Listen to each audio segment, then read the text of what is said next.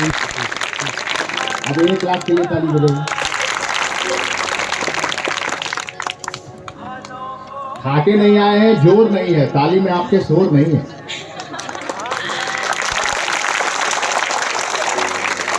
संजय जी के 2 लाख के लिए तालियां बजाइए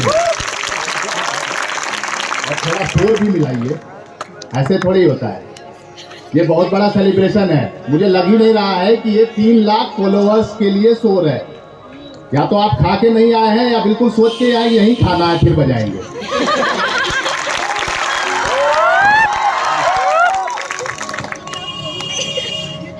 पिछले कुछ दिनों से सुकून की छांव में हूं, 15-20 दिन से अपने गांव में हूं।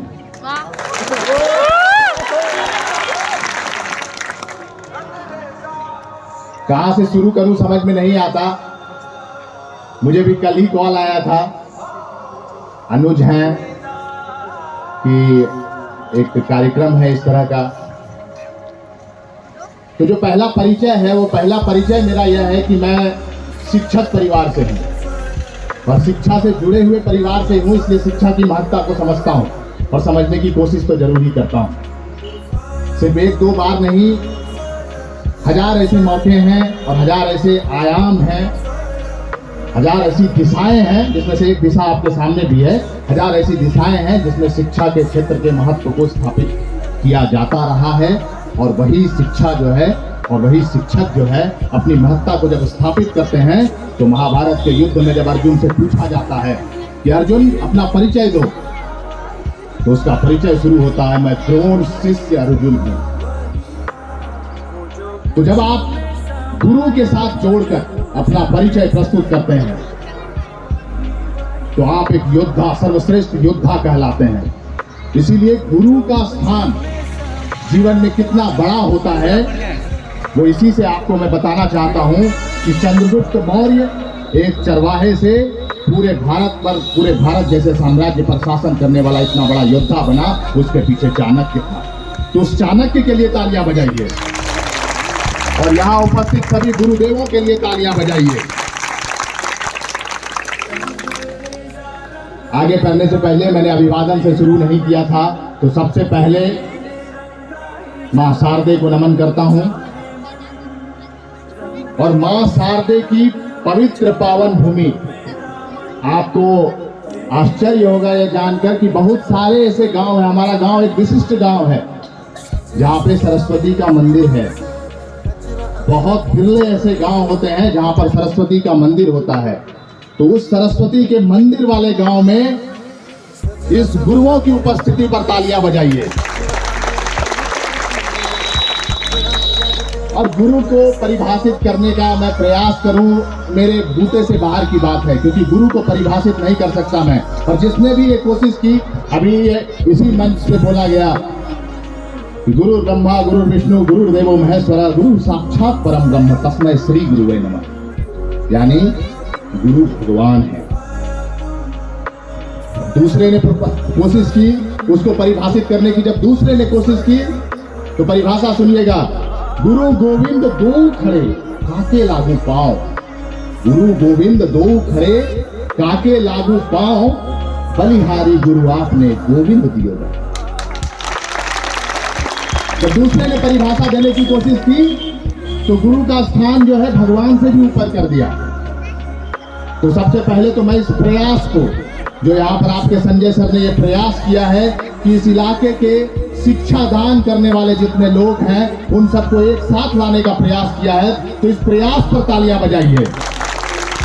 और मैं आपको बार बार कह रहा हूं, आपकी तालियां बहुत कमजोर है, कहीं से मुझे नहीं लग रहा ये नवाबगंज की तालियां हैं।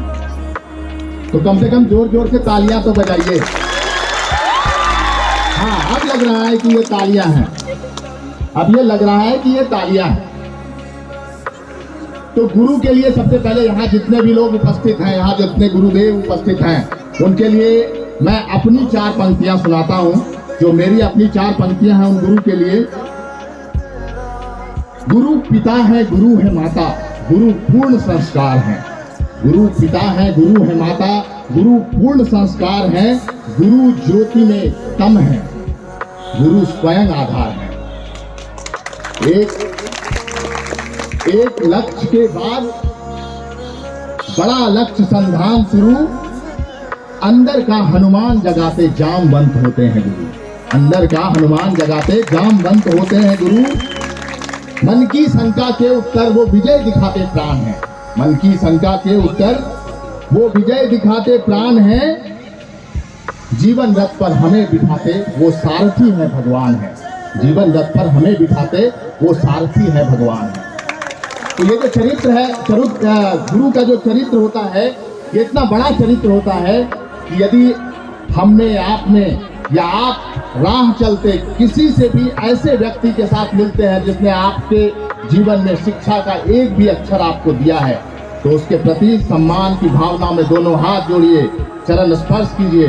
तो इसीलिए इस मंच पर खड़े होकर मैं उन सारे गुरुदेवों का चरण स्पर्श करता हूं जो यहाँ पर आए हुए हैं।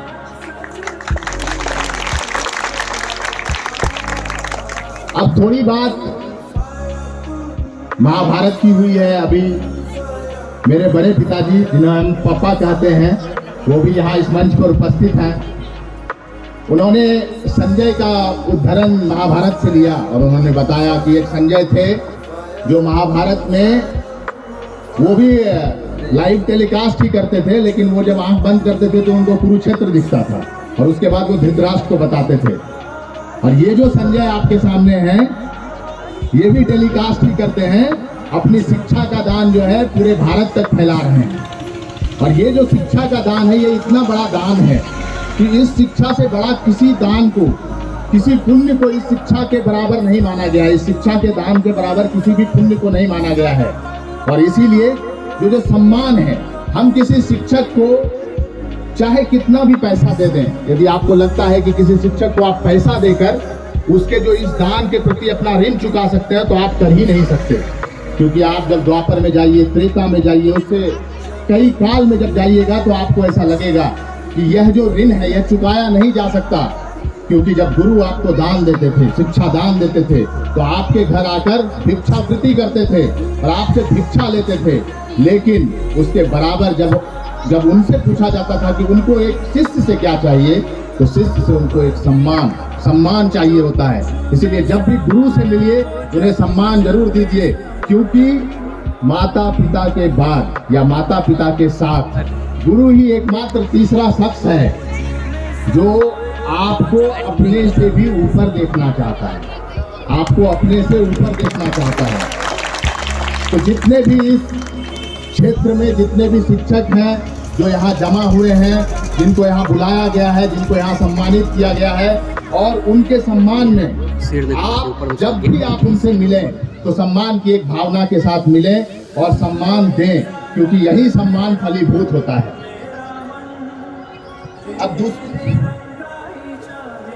अब दूसरी बात पर आता हूं, जो है मैं कर्ण से शुरू करता हूं। महाभारत में एक चरित्र थे कर्ण, और कर्ण व्यक्ति नहीं थे, कर्ण एक व्यक्तित्व थे। और व्यक्तित्व क्यों थे? क्योंकि कर्ण ने जहां से शुरू किया और जिस परिस्थितियों में शुरू किया, और जिस परिस्थितियों में शुरू करने के बाद भी युद्ध के क्षेत्र में अर्जुन के सामने खड़े हुए, वह दिखाता है कि कर्ण कितना बड़ा चरित्र था। तो आज मुझे ऐसा लगता है कि आपके संजय सर को मुझे कर्ण के सामने में स्थापित करने का प्रयास करना चाहिए। वो इसलिए क्योंकि आप सब जानते होंगे कि ये इन्होंने कहां से शुरुआत की है और ये कहां तक पहुंचे हैं।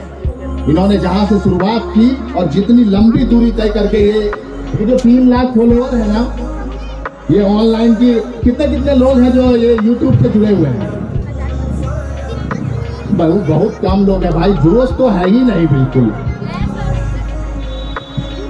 हाँ, बहुत लोग हैं। तो आप लोग जानते होंगे कि 3 लाख तक आने में कितनी मेहनत होती है, बहुत ज्यादा मेहनत होती है। एक सब्सक्राइबर जो है जुड़ने में समय लगता है, पर किसी हमारे क्षेत्र के एक पुरोधा कहे, मैं योद्धा कहता हूं उनको, एक ऑनलाइन योद्धा ने यह मुकाम हासिल किया है। उस मुकाम के लिए जो है आप जोरदार तालियां बजाइए पहले इनके लिए, बहुत ही जोरदार तालियां बजाइए। आसान नहीं होता है, आप प्रभावित नहीं कर सकते। आप बार बार मिलते हैं किसी व्यक्ति से, उसको प्रभावित नहीं कर सकते। ये बहुत मुश्किल काम होता है कि किसी ऑनलाइन मंच से आप सामने वाले को प्रभावित करें, अपनी शिक्षा से प्रभावित करें, अपने पढ़ाने के तरीके से प्रभावित करें, अपने बॉडी लैंग्वेज से प्रभावित करें, अपने कंटेंट से प्रभावित करें। और एक समय ऐसा सामने वाले को लगने लगे जब तक मैं इनसे नहीं पढ़ूंगा मेरा ये कोर्स क्लियर नहीं हो पाएगा या मैं पास नहीं हो पाऊंगा। तो इनको बहुत बहुत साधुवाद है जो ये 3 लाख फॉलोवर तक पहुंचे हैं और 3 लाख फॉलोवर इन्होंने अचीव किया है। क्योंकि ये जो चरित्र है ना, ये जीवक चरित्र, ये जो मेहनत है, ये बहुत बड़ी चीज है और मेहनत के बिना जीवन में कुछ नहीं मिलता।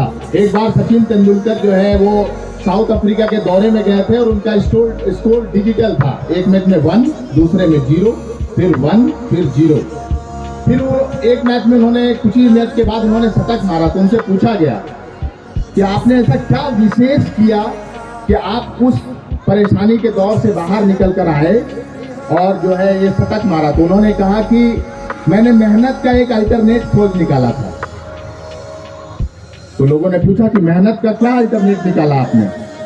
उसने बोला और ज्यादा मेहनत। तो मेहनत का अल्टरनेटिव हमेशा मेहनत ही हो सकता है। मेहनत को और मेहनत करके ही आप कोई भी चीज, कोई भी गोल अचीव कर सकते हैं। जब जीवन की सारी दिशाओं में तुझको अंधेर दिखे, राह देखने में कठिनाई, निर्णय लेने में देर लगे, तब एक भरोसा बस मेहनत, तब एक भरोसा बस मेहनत। श्वेत गिरा दिन रात करो, श्वेत का मतलब है पसीना, श्वेत गिरा दिन रात करो, सब सम्मान में घुटने टेके, कीर्ति तुम इतनी विराट करो, कीर्ति तुम इतनी विराट करो।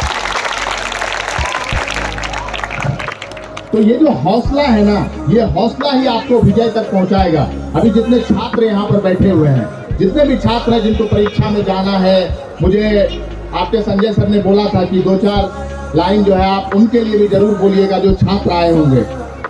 तो छात्रों को मेरा एक संदेश मैं ये देना चाहूंगा कि अभी तो मैंने एक मेहनत पर जो बात बोली कि मेहनत और हौसला, इनसे बढ़कर कुछ नहीं। क्योंकि हर आदमी के हिस्से में यहाँ पे बैठे जितने लोग हैं, मंच के ऊपर, मंच के नीचे, दर्द सबके हिस्से में है। आप किसी से पूछ लीजिए, हर कोई दर्द में होगा। दर्द सबके हिस्से है, कमोबेश कोई अछूता नहीं है। दर्द सबके हिस्से है, कमोबेश कोई अछूता नहीं है। चलना पड़ता है समेटकर खुद के ही टुकड़े, ताकि दुनिया को लगे कि अछूता नहीं है, ताकि दुनिया को लगे कि अछूता नहीं है। तो उन बच्चों को मैं कहना चाहता हूं कि रोक लो उड़ान को यदि पंखों पे घाव है। यदि कुछ परिस्थिति आई है, कुछ ऐसा लग रहा है कि नहीं पढ़ पा रहे हैं, नहीं कुछ कर पा रहे हैं, हौसले में कमी आ रही है, पढ़ने में कमी आ रही है, रोक लो उड़ान को यदि पंखों पे घाव है, पर कह दो आसमान से कि ये महज ठहराव है। रोक लो उड़ान को यदि पंखों पे घाव है, पर कह दो आसमान से कि ये महज ठहराव है। इन्हीं घावों से गुजरकर हौसलों में उफान आएंगे, इन्हीं घावों से गुजरकर हौसलों में उफान आएंगे। हम वापस आएंगे और आसमां में तूफान लाएंगे। ये बात कोरी कल्पना नहीं है, ये बात कोरी कल्पना नहीं है। चंद्रगुप्त मौर्य के सम्राट बनते देर नहीं लगी, वो बने। एक चाणक्य चाहिए होता है। द्रोण और अर्जुन के बीच वो संबंध था कि वो अपना पहला परिचय अपने गुरु के रूप में दिया करते थे। और ये सिर्फ 1-2 लोगों की चर्चाएं नहीं है। अभिमन्यु से जब रण क्षेत्र में पूछा गया कि हे अभिमन्यु अपना पहला प्रथम परिचय दो, तो उसने दिया मैं कृष्ण का शिष्य अभिमन्यु हूँ। तो आप ये समझिए कि गुरु शिष्य परंपरा जो है हमारे सांस्कृतिक धरती की परंपरा रही है। और आपको या हमको एक गर्व का अनुभव करना चाहिए। ये जो नवाबगंज की धरती है ना, ये सांस्कृतिक रूप से, ऐतिहासिक रूप से, राजनीतिक रूप से या किसी भी और रूप से, किसी भी धरती से ज्यादा महत्व रखती है। और हम लोगों के लिए तो बस 2 ही पंक्तियां हैं, जननी जन्म भूमिश्च स्वर्गादपि गरीयसी। जननी और मातृभूमि जो है स्वर्ग से भी बढ़कर होता है। पता है हम लोगों का प्रदेश कौन सा प्रदेश था? यदि आप द्वापर काल में जन्म लिए होते तो आप राजा कर्ण के राज्य में रह रहे होते। यह अंग प्रदेश है और इसीलिए हम यहाँ अंगिका बोलते हैं। हम जो भाषा बोलते हैं ना कि आल छोरे, ये अंगिका है, ये अंगिका है, ये अंग प्रदेश की भाषा है। और कर्ण का क्या चरित्र था? जो कर्ण का चरित्र है वही एक बिहारी का चरित्र होता है।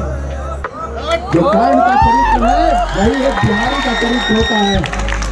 तो बिहारी का चरित्र क्या होता है? तो बिहारी का चरित्र होता है कि कलम से लेकर फावड़े तक चुनौतियों से नहीं डरते हैं। कलम से लेकर फावड़े तक चुनौतियों से नहीं डरते हम, सब में जान डाल देते हैं। कलम से लेकर फावड़े तक चुनौतियों से नहीं डरते हम, सब में जान डाल देते हैं। लक्ष्य प्राप्ति के लिए अपने हौसलों में तूफान डाल देते हैं। कि कलम से लेकर फावड़े तक चुनौतियों से नहीं डरते हम, सब में जान डाल देते हैं। लक्ष्य प्राप्ति के लिए हौसलों में तूफान डाल देते हैं। बिहारी होना आसान नहीं है। बिहारी होना आसान नहीं है। जिस काम का बीड़ा उठा ले उसमें स्वाभिमान डाल देते हैं। कभी मिलो हमसे तुम भी, नफरत का चश्मा उतार। ये उनके लिए है जो बिहार से बाहर वाले लोग हैं, जो बाहरी लोग हैं ना, बिहार के अलावा, कि कभी मिलो हमसे तुम भी, नफरत का चश्मा उतार। कर्ण है हम। कभी मिलो हमसे तुम भी, नफरत का चश्मा उतार। कर्ण है हम। दोस्त बनते हैं तो दोस्ती में प्राण डाल देते हैं। हाँ, मिल जाएंगे मेहनत करते रिक्शों पर ठेलों पर। हाँ, हम मिल जाएंगे मेहनत करते रिक्शों पर ठेलों पर। भीख नहीं मांगते, स्वाभिमान से अपना परिवार पाल लेते हैं। बिहारी होना आसान नहीं है। जिस काम का बीड़ा उठा लें उसमें स्वाभिमान डाल देते हैं। जिस काम का बीड़ा उठा लें उसमें स्वाभिमान डाल देते हैं। और अंतिम जो इसकी कुछ पंक्तियां थी वो ये है कि कुछ लोग कहते हैं कि एक बिहारी 100 पे भारी। मेरा ऐसा कुछ कहना नहीं है। मुझे भारी होना भी नहीं है। क्या करना है भारी होके? 100 पे क्यों होना है भारी? तो न हम 100 पर भारी हैं, पर न ही कोई बीमारी। यदि कोई हमें ये कहता है कि भैया न हम 100 पर भारी हैं, पर न ही कोई बीमारी है, इच्छा शक्ति अदम्य है। इच्छा शक्ति अदम्य है और कर्म में ईमान डाल देते हैं। ये हमारे, ये भी बिहार से बाहर वाले लोगों के लिए मेरा संदेश है और हम सबका संदेश है। नवाबगंज की इस धरती से संदेश है कि हमें परखना हो कभी तो घर आइए हमारे। विनम्र इतना है, विनम्र इतना है, अतिथि में भगवान डाल देते हैं। तो बिहारी होना आसान नहीं है। जिस काम का बीड़ा उठा ले उसमें स्वाभिमान डाल देते हैं। और उसी में से एक बिहारी है जो आपके बीच खड़ा है, वो संजय सर। वो बिहारी है, वो कर्ण चरित्र है। उसने ये दिखाया है कि जब कुछ भी नहीं है तो कुरुक्षेत्र के मैदान में महारथी है। वो बहुत आसान नहीं होता है 3 लाख सब्सक्राइबर पे होना। आज वो है और कल हो सकता है 1 मिलियन पे हो, 1 करोड़ लोगों के साथ हो। और कल जब इसी मंच से खड़ा होकर या किसी मंच से खड़ा होकर जब साथ में एक नवाबगंज शब्द जोड़ेगा ना, तो सारे नवाबगंज के लोगों का सीना चौड़ा हो जाना चाहिए। क्योंकि यही मान, यही मर्यादा। अरे रामायण का युद्ध लड़ा गया किसके लिए? आत्मसम्मान के लिए। कोई भी युद्ध लड़ा जाता है किसके लिए? आत्मसम्मान के लिए। तो सम्मान जो है हमेशा रोटी से ज्यादा ताकतवर शब्द है। और इसीलिए यही सम्मान की बात से मैंने शुरू भी की थी, गुरु से बात शुरू की थी, गुरु के सम्मान से बात शुरू की थी। मुझे एक चीज का खेद है, मुझे लगता है कि जो शिक्षक का जो सम्मान होना चाहिए, आप किसी भी सक्सेसफुल व्यक्ति से मिलिए और आप उनसे पूछिए या आप उससे जानने का प्रयास कीजिए कि क्या उन्होंने अपने जीवन में अपने गुरुओं का कितना सम्मान किया। आपको पता चलेगा कि वो कितना ज्यादा सम्मान करते हैं, करते आए हैं। ये गुरुओं का सम्मान जो है ये ऐसा नहीं है कि आप मुंह छुपा कर चले गए, उधर से सर जा रहे हैं, अरे ये पढ़ाई भेजा हमको, इधर से ही निकल लेते हैं। ऐसा नहीं करना है। शिक्षकों का सम्मान कीजिए। कुछ चीजें फलित होती है, कुछ चीजें फलीभूत होती है। अभी इसी मंच से बोला गया कि विनम्रता जो है ना, विनम्रता बिना दाम के बिकती है, पर उस विनम्रता से हर कुछ खरीदा जा सकता है, हर कुछ खरीदा जा सकता है। तो आप विनम्र बनिए और जितना ज्यादा विनम्र बनेंगे उतना ज्यादा आप अचीवर बनेंगे। जितना ज्यादा आपको लगेगा कि हम लोगों के प्रति विनम्र हैं, लोगों के प्रति, ज्ञानवान के प्रति विनम्र हैं, क्योंकि ये जो गुण है ना, ये गुरु का गुण या शिष्य का गुण, शिष्य भी गुरु के लिए बहुत महत्व रखता है। हर कोई अर्जुन नहीं बन गया, द्रोण ने सबको पढ़ाया, हर कोई अर्जुन नहीं बन गया। लेकिन तब बात क्या होती है कि उस अर्जुन ने उन सब बातों को बहुत ही ध्यान से सुना। अभी मंच से ही सर ने आपको बताया कि परीक्षा के दौरान क्या करना चाहिए, किस तरह से अपने लक्ष्य के प्रति जाना चाहिए, कैसे आपको तैयारी करनी चाहिए। इन बातों को गुनिए, और जिस समय आप नहीं पढ़ रहे होते हैं कोई ना कोई पढ़ रहा होता है। हमने भी बहुत सारी तैयारियां की हैं, और मैं आपको एक एक्स्ट्रा बात बता देता हूं कि ये जो वाजीराम IAS इंस्टीट्यूट है उसमें मैं आर्टिकल लिखता हूं, रोज वो पब्लिश होता है। तो मैं भी कंटेंट राइटर के रूप में उसमें भी एक काम करता हूं, और वो मैं देखता हूं। जब आर्टिकल भेजता हूं तो मुझे लगता है कि वो कितना इंपॉर्टेंट काम होता है, क्योंकि जब भविष्य के बारे में, किसी के भविष्य के बारे में और किसी के भविष्य के प्रति कितना सचेत रहना पड़ता है गुरु को, वो उसकी जिम्मेदारी कितनी ज़्यादा हो जाती है। तो उस जिम्मेदारी को विनम्रता पूर्वक जो है सम्मानित कीजिए, और जहाँ भी गुरु मिले उनको यह एहसास जरूर दिलाइए कि आप विशिष्ट हैं, क्योंकि यदि वो विशिष्ट रहेंगे तो आप भी जीवन में विशिष्ट रहेंगे। एक बार जोर से गुरुओं के लिए ताली बजाइए। मैंने समय ले लिया या और लूं? हो गया, ठीक है, ठीक है। तो मुझे लगता है मैंने बहुत ज़्यादा समय, सारा समय चलिए तो ठीक है। आप जब समय है तो एक बार आप लोग जोरदार तालियां बजाइए। मैं एक कविता सुनाता हूँ आपको।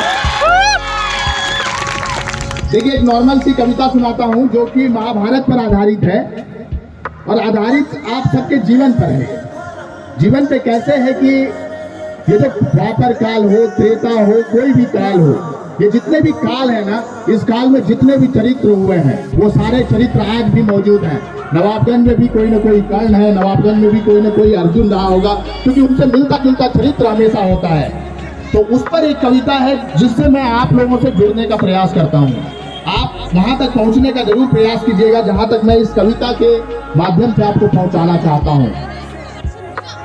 भीष्म भले हो कोई नहीं, पर भीषण जीवन जीता है।